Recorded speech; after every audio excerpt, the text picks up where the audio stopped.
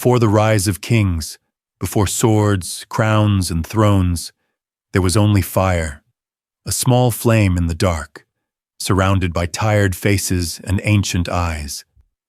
There were no cities or borders, just wilderness and the quiet rhythm of survival. In that world, leadership wasn't shouted from platforms, but quietly earned through trust. The leader was not a ruler, but a guide, a healer, a hunter, a keeper of memory. Over time, something changed. A seed was planted, not only in the ground, but in the human heart, a desire for more. More land, more food, more control. That desire caused the first cracks. Leadership turned into rule. Wisdom became command. The elder became a king, and the king became a god. This is the forgotten story buried beneath ruins, the story of how power rose and how it began to fall, of sacred kings offered to the gods, tyrants rising from silence, and systems too rigid to last. It's not just history, it's a warning, because even now, the ruins still whisper, and the bones still speak. Imagine standing on the very ground you're on now. Except there are no cities, no roads, no buildings, just a vast wilderness stretching for miles in every direction. A massive elephant-like creature with spiraled tusks crashes through the trees. Giant predators stalk the open plains, and in the distance, a small group of early humans huddle near a flickering fire, unsure whether they'll survive the night. This isn't science fiction. This is Earth 300,000 years ago. Close your eyes and try to erase everything you know about the modern world. No cities, no smartphones, no highways, factories, or even farms. Now open them and welcome to Earth 300,000 years ago. This was a world before dominance, before humans even came close to ruling the land.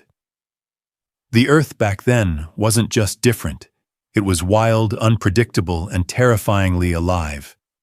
It pulsed with forces far more powerful than us, and every corner of the planet was shaped by nature.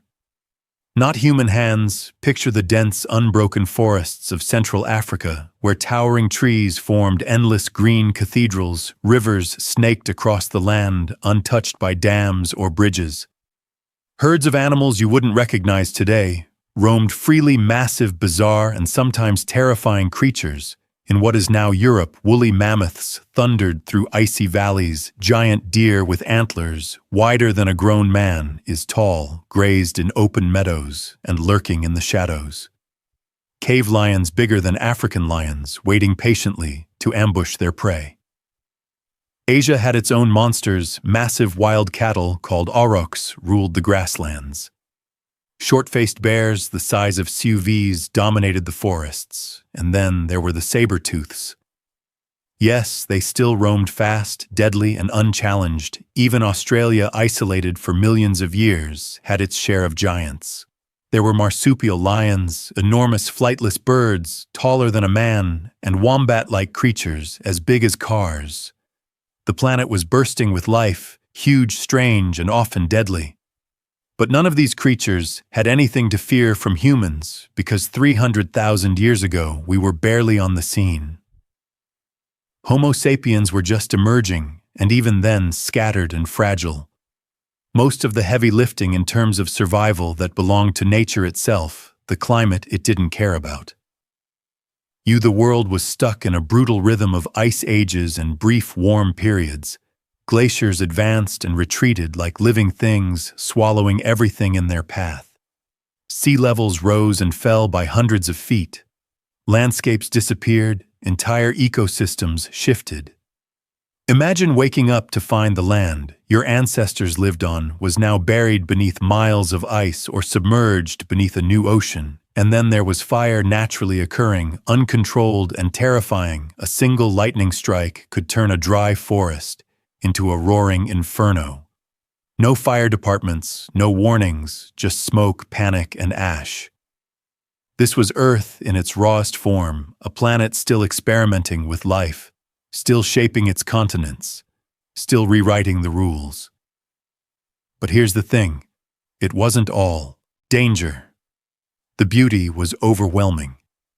Imagine standing on a cliff at sunrise watching herds of ancient elephants cross a golden plain. Below, birds with wingspans wider than a car soared above. The air was cleaner than anything you've ever breathed.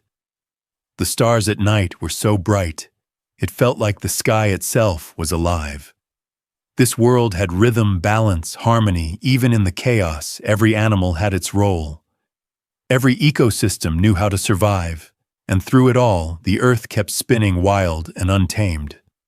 But the peace wouldn't last. Because something was changing, something small, fragile, yet full of potential. A creature was walking upright, making tools, learning to control fire. It wasn't the strongest or the fastest, but it had something else. A brain that could imagine, a will to survive. And very soon, it would change everything. Let's zoom in now, closer to the creatures that truly ruled the earth long before humans took center stage. Because 300,000 years ago, this planet wasn't waiting for us. It was already full of giants.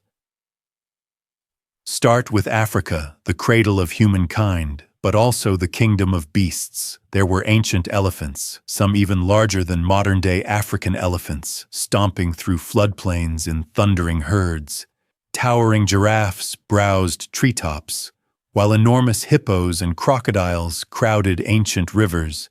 And the predators, think modern lions, but heavier, bolder, and in bigger prides. Some estimates suggest they hunted in teams strong enough to take down elephants.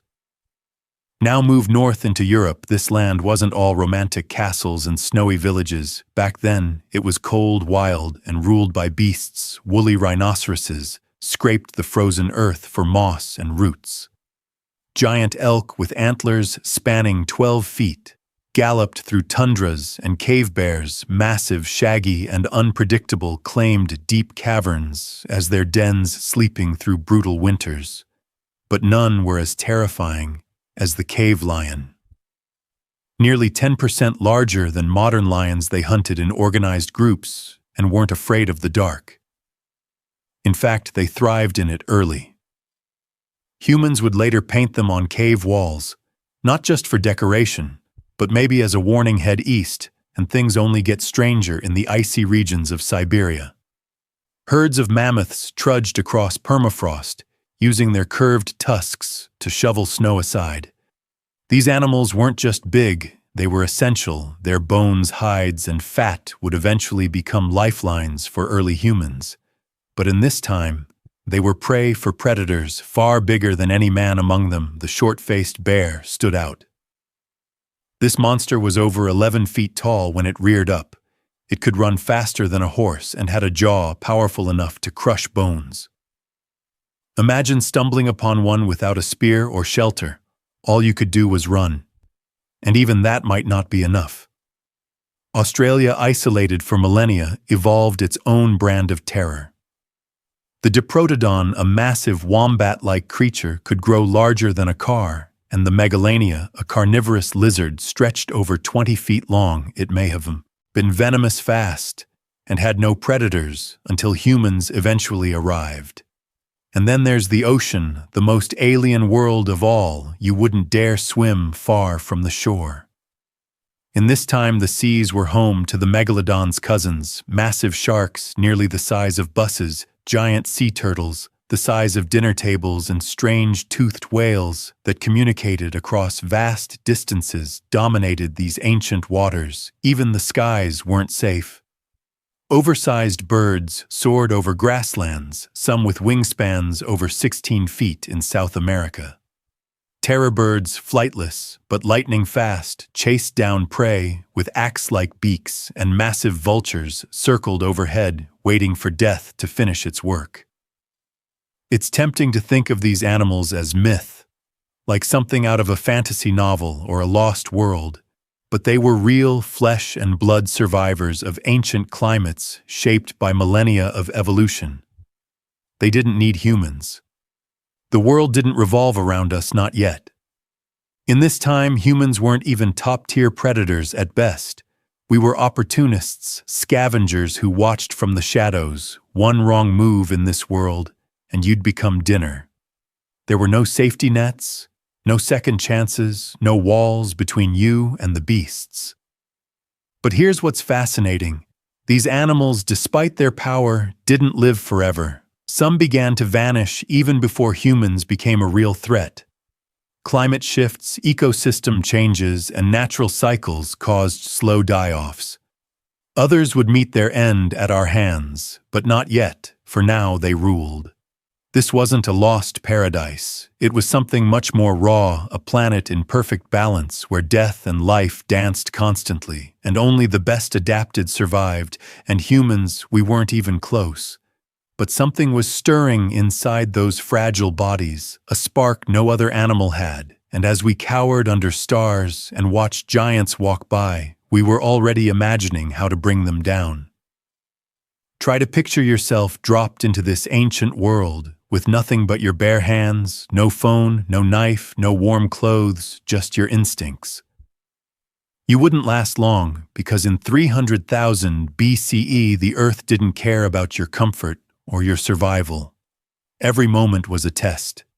Every shadow held danger, the air itself felt heavier, charged with something primal. You were not at the top of the food chain, you were barely clinging to the bottom. Back then, the landscape didn't just look different. It felt different. Every tree, every rock, every breeze carried meaning. A rustle in the grass could be a rabbit or a saber-tooth. A dark cloud could mean rain or a fire sparked by lightning, soon to rage across the forest. Nature didn't give warnings. You either read the signs or you died. And yet the earliest humans, our distant ancestors, were already beginning to do something no other species could observe, remember, and adapt. They started tracking animals not just by scent, but by behavior. They noticed how herds moved with the seasons, how certain fruits ripened at specific times, how birds acted strangely.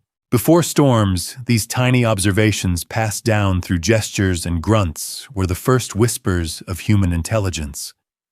Still, life was brutal. There were no homes, only temporary shelters made of branches, bones, or caves. If you were lucky, fire wasn't a guaranteed tool. It was a gift stolen from nature, kept alive by constant attention. If your flame died during a stormy night, you might not live to see the sunrise food that was never certain. Either your days were spent hunting, scavenging, or foraging, and hunting wasn't like it is today. There were no bows, no traps. If you wanted meat, you had to face the animal directly with sharpened sticks or rocks. One mistake, and you became the feast. But despite all this, early humans endured in small bands of 10 or 20. They moved across dangerous landscapes drawn by water, warmth, and food. They developed silent cooperation, watching each other's backs, taking turns, resting, shielding the young. This quiet teamwork wasn't just for survival, it was the root of something bigger culture. Because 300,000 years ago, something radical was happening inside our ancestors' minds.